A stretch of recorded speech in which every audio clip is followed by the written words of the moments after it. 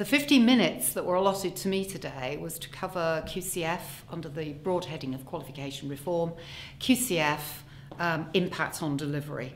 And so that was a brief, very short period of time to cover what, understandably is quite a complex issue. I started off by basically saying if I describe impact of delivery thus far on qualification reform in terms of how it feels at the level of, an individual provider, I'd use the phrase slow burn. Believe it or not, we're coming towards the end of the 3 years allocated to bring this reform about. December the 31st, 2010 was the due date when everything would be in the QCF. Hey presto, we had met all the aims of the QCF, which all of us would have subscribed to at the outset. I'm sure we all did.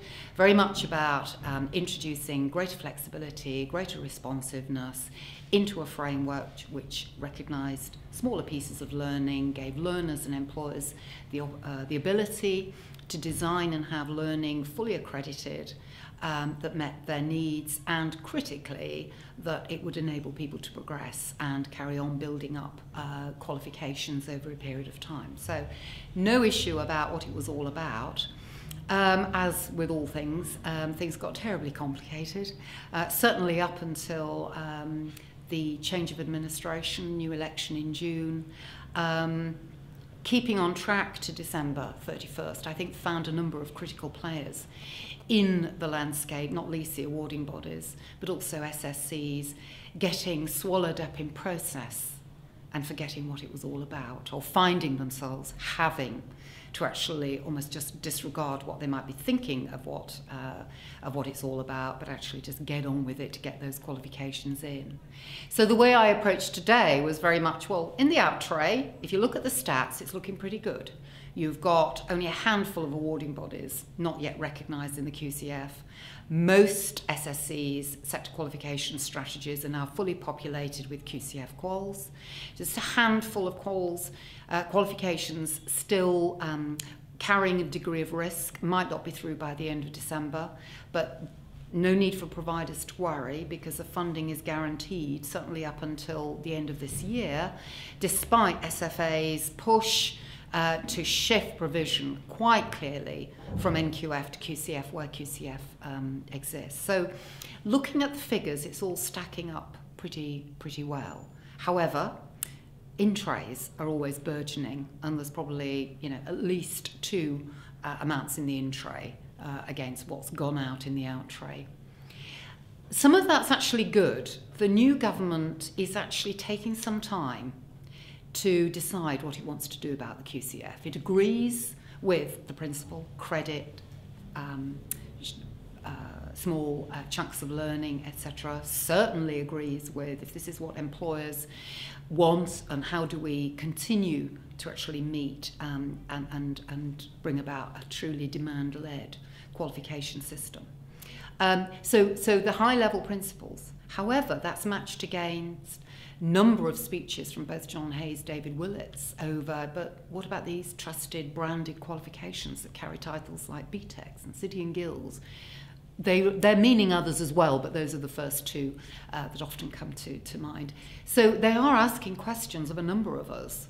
So what does the QCF, what dangers are inherent in the QCF alongside trusted, known qualifications? Well, with that opener, you can imagine a number of awarding bodies, and the Federation particularly, is then taken that as an open door to go in, and we indeed have, and we've got really good relations with BIS, talking about what needs to improve in the QCF, what can be stripped out to actually save cost, reduce bureaucracy, what can be stripped out to enable a framework of qualifications, regulated qualifications, to give employers and learners truly what they need as quickly as possible without, of course, undermining the integrity of the qualifications.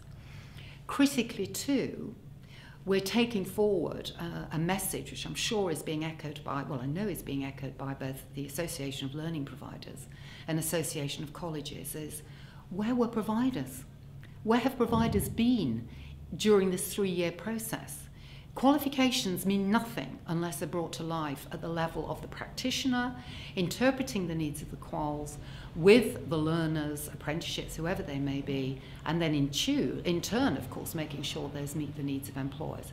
So one of the big lessons learned about the QCF is a critical stakeholder that was missing from the table were the providers. Now, and one of the final and the most upbeat note, I think, to leave my input today was the coming together now. I've talked about it for a long time, and it's absolutely great to see that we've now, in this new government's approach, we're being given some space and the opportunity now for providers, through their representative bodies, ALP and AOC, working really closely together, and the Federation of Awarding Bodies, obviously pulling then the bulk of the qualifications organisations that the providers work with, and the Alliance of Sector Skills Councils, representing employer voice, knowing what employment sectors and new needs are going to be. So we've got, if you like, that quartet actively working together now to take forward a bit of a hackneyed phrase, but solutions. We'll take the responsibility, we'll take the accountability. This is what we know will work.